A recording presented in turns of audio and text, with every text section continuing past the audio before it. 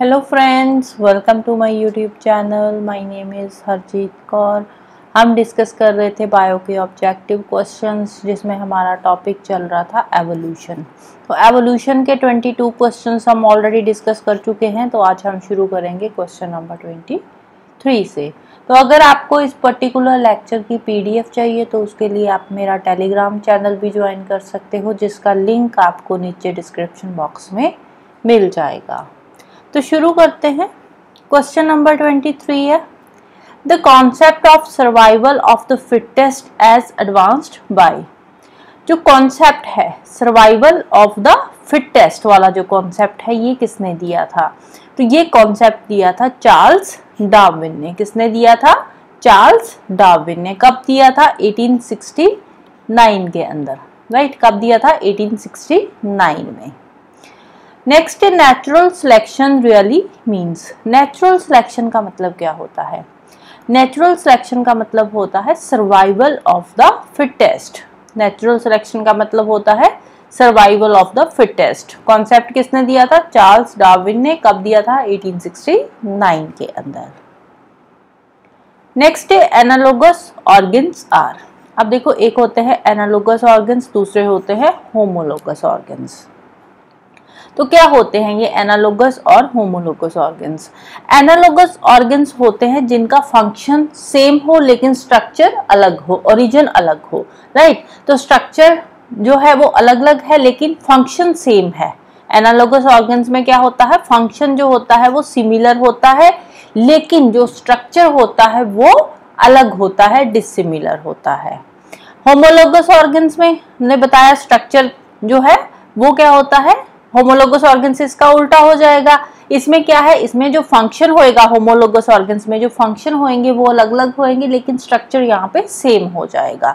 तो यहाँ पे क्या हो जाएगा? Similar structure, right. स्ट्रक्चर यहाँ पे सिमिलर है लेकिन यहाँ पे जो फंक्शन है वो क्या हो जाएगा? यहाँ पे डिफरेंट फंक्शंस होंगे, अलग अलग फंक्शंस होंगे। फंक्शन सिमिलर नहीं होंगे लेकिन स्ट्रक्चर यहाँ पे सिमिलर है। यहाँ पे फंक्शन सिमिलर है लेकिन यहाँ पे जो स्ट्रक्चर है वो यहाँ पे डिसिमिलर है, अलग अलग स्ट्रक्चर होगा, राइट। तो ये दोनों में डिफरेंस है। Next, most important theory of general biology was proposed by. General biology की जो मोस्ट इंपॉर्टेंट थ्योरी है, मोस्ट इंपॉर्टेंट थ्योरी कौन सी है जनरल बायोलॉजी की?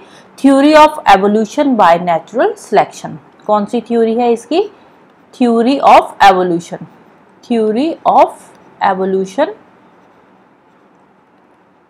Bye natural selection. Bye natural selection. अब ये जो थ्योरी है ये किसने दी थी? ये वाली theory of evolution by natural selection, that is the most important theory of general biology. ये थ्योरी दी थी डार्विन एंड वेलेस ने। किसने दी थी? डार्विन एंड वेलेस ने। Next, Lamarckism fail to explain. Lamarckism जो है वो कौन सा कॉन्सेप्ट था जिसको वो एक्सप्लेन नहीं कर पाए? तो उनका कॉन्सेप्ट क्या था? Mediocre ability of Nobel laureates childrens. जो नोबल ल्यूरिएट्स होते हैं, जैसे कि बहुत ही कोई फेमस साइंटिस्ट है, कोई डॉक्टर है जिसने कोई बहुत ज़्यादा डिस्कवरीज कर रखी है, तो कई बार क्या होता है उनके जो आगे बच्चे होते हैं वो मीडियोकर होते हैं, वो इतने ज़्यादा एक्सेप्शनल नहीं होते। ऐसा क्यों होता है? इस थ्योरी को वो एक्सप्लेन कभी नहीं कर पाए। कौन? लमार्किज्म, राइट। नेक्स्ट है, which one of the following is a vestigial organ in man. Vestigial organ कौन सा है? इन चारों में से हमें बताना है कि वेस्टिजियल ऑर्गन कौन सा है। वैसे तो अपेंडिक्स हर जगह नाम आता है अपेंडिक्स का ही, लेकिन इन चारों में से हमें बताना है। तो इन चारों में से जो वेस्टिजियल ऑर्गन है वो है muscles of ear lobe. Muscles of ear lobe. Next, from the evolutionary point of view, which one among the following is the most primitive animal? इन चारों में से अगर हम एवोल्यूशनरी पॉइंट ऑफ व्यू से देखें कि किसकी एवोल्यूशन पहले हुई है, तो उसके अकॉर्डिंग जो मोस्ट प्रिमिटिव एनिमल है वो कौन सा है? तो मोस्ट प्रिमिटिव एनिमल है इसमें टर्टल। कौन सा है? Turtle. Next, choose the correct sequence during formation of chemicals on early earth. Chemicals की जो फॉर्मेशन हुई है उसका करेक्ट सीक्वेंस हमें बताना है, राइट। उसका करेक्ट सीक्वेंस हमें बताना है कि कौन सा केमिकल पहले आया, फिर उसके बाद वाला। तो सबसे पहले अर्थ पे जो आया था केमिकल वो था अमोनिया। अमोनिया के बाद आया वाटर, देन न्यूक्लिक एसिड और देन प्रोटीन्स, राइट। नेक्स्ट है which of the following is most primitive ancestor of man. Most primitive ancestor हमें बताना है। तो मोस्ट प्रिमिटिव एंसेस्टर कौन सा है, तो वो है रैमापिथिकस। कौन सा है, रैमापिथिकस। इसके बाद आए ऑस्ट्रेलियोपिथिकस, सबसे पहले ये आ जाएंगे। दूसरे नंबर पे ऑस्ट्रेलियोपिथिकस, तीसरे पे होमो हैबिलियस और चौथे पे आ गया होमो निएंडरथालस, राइट। नेक्स्ट है the early stage of human embryo distinctly possesses. Early stage of human embryo, right. Early stage of human embryo distinctly possesses, क्या उसमें अलग था जो अर्ली स्टेज होती थी पहले ह्यूमन एम्ब्रियो की, तो उसमें होते थे गिल स्लिट्स। क्या थे, गिल स्लिट्स। नेक्स्ट है which ancestor of man for the first time began the bipedal locomotion. Bipedal locomotion मतलब पहले जो एंसेस्टर था जिसने बाइपेडल लोकोमोशन शुरू करी थी, दो पैरों पे चलना शुरू करा था, तो वो कौन था एंसेस्टर, उसका नाम क्या है, उसका नाम है ऑस्ट्रेलियोपिथिकस। कौन थे वो, ऑस्ट्रेलियोपिथिकस।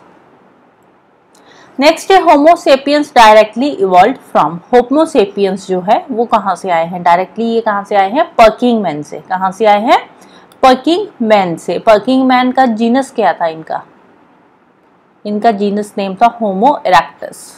जीनस नेम क्या था, होमो इरेक्टस, राइट। नेक्स्ट है which of the following book is most accepted world wide. Most accepted book कौन सी है, हमें बताना है इन चारों में से most accepted book world wide जो है, तो वो है ओरिजिन ऑफ स्पीसीज। कौन सी बुक है, ओरिजिन ऑफ स्पीसीज। ये जो ओरिजिन ऑफ स्पीसीज बुक है ये किसकी है, ये है डार्विन की। किसकी बुक है ये, डार्विन की बुक है ये।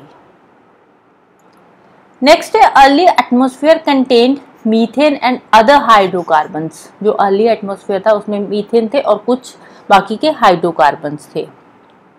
दे have been now replaced by. अब पहले जो मीथेन और हाइड्रोकार्बन्स हुआ करते थे एटमॉस्फेयर में, वो कौन सी गैस के साथ रिप्लेस हुए हैं, उसकी जगह पे कौन सी गैस आई है, तो उसकी जगह पे आई है कार्बन डाइऑक्साइड। कौन सी गैस आई है, कार्बन डाइऑक्साइड। नेक्स्ट है evolutionary history of an organism is known as. Evolutionary history जो होती है ऑर्गेनिज्म की, उसके लिए एक टर्म यूज होती है जिसको बोलते हैं फाइलोजेनी। कौन सी टर्म यूज होती है, फाइलोजेनी, राइट। नेक्स्ट है industrial melanism is an example of. Industrial melanism, industrial melanism जो है ये किसकी एग्जाम्पल है, ये नेचुरल सिलेक्शन की एग्जाम्पल है। किसकी एग्जाम्पल है, नेचुरल सिलेक्शन की। नेचुरल सिलेक्शन की ये एक एग्जाम्पल है। नेचुरल सिलेक्शन में क्या आ जाएगा, इन चारों पॉइंट्स को अगर हम देखें तो नेचुरल सिलेक्शन में इसमें आ जाएगा protective resemblance with the surrounding. Natural selection मतलब कि fittest of the survival of the fittest आ जाएगा इसमें। तो इसमें क्या आ जाएगा, protective resemblance with the surrounding. तो जैसे कि फॉर एग्जाम्पल अगर हम इसमें बात करें प्रोटेक्टिव रिजेम्बलेंस, जो मॉथ्स वगैरह होते हैं, राइट, जो मॉथ्स वगैरह होते हैं, इनके अंदर एक मेलानिन पिगमेंट होता है। कौन सा पिगमेंट होता है, मेलानिन पिगमेंट होता है। मेलानिन नाम का एक पिगमेंट होता है।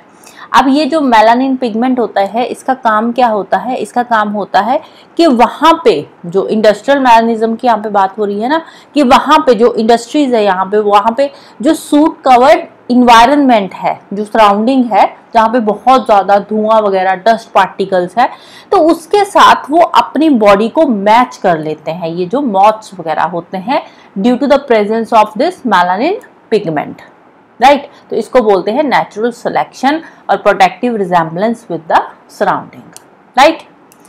नेक्स्ट है which of the following features is closely related specially with the evolution of human.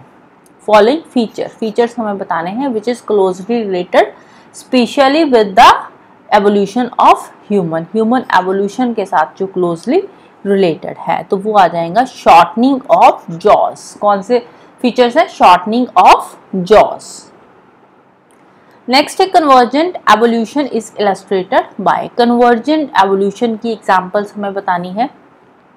Convergent evolution क्या होता है? जिसमें सिमिलर कैरेक्टर्स होते हैं, सिमिलर कैरेक्टरिस्टिक्स होते हैं, सिमिलर कैरेक्टरिस्टिक्स होते हैं, वो आ जाते हैं कन्वर्जेंट एवोल्यूशन के अंदर। तो इसकी एग्जांपल कौन सी आ जाएगी इसमें? Dogfish and whales. नेक्स्ट है gene pool is. Gene pool क्या होता है? जीन पूल होता है कि जो एक स्पीसीज के अंदर जितने भी इंडिविजुअल्स हैं उन इंडिविजुअल के जो अलग अलग जीन्स होते हैं उसको बोलते हैं जीन पूल। तो आंसर आ जाएगा हमारा option B, different genes of all individuals of a species. Next है geographic and reproductive isolation brings about. Geographic and reproductive isolation, तो जो जियोग्राफिक एंड रिप्रोडक्टिव आइसोलेशन है ये लेकर आती है स्पीसिएशन। क्या लेकर आती है? स्पीसिएशन। नेक्स्ट है presence of gill in the tadpole of frog indicates that. जो टेडपोल होता है, राइट, जो जिसको बोलते हैं फ्रॉग, जो छोटा फ्रॉग होता है, फ्रॉग का बेबी बोल लो जिसको, तो उसमें जो गिल्स प्रेजेंट होते हैं वो क्या इंडिकेट करते हैं? जो गिल्स प्रेजेंट होते हैं, गिल्स इंडिकेट करते हैं कि जो फ्रॉग्स है वो गिल्ड इंसेस्टर से आए हैं, कि जो उनके इंसेस्टर्स थे उनमें किसी टाइम पे गिल्स प्रेजेंट हुआ करते थे। इसी वजह से जो टेडपोल होता है, जो छोटा फ्रॉग होता है, उसमें गिल्स प्रेजेंट होते हैं। तो आंसर आ जाएगा option C, frogs evolved from gilled ancestors, right? So that's all for today. Hope you like this video. Thank you. Bye bye and have a nice day.